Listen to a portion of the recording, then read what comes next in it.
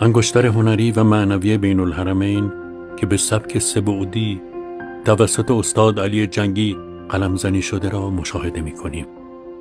با منظری از گنبد امام حسین علیه السلام و در سمت دیگر گنبد حضرت عباس علیه السلام که باورش سخت است این منظره فقط در طول 1 سانتیمتر قلمزنی شده است. برای درک بهتر از این اثر آن را زیر میکروسکوپ مشاهده و با سر سوزن مقایسه می کنیم.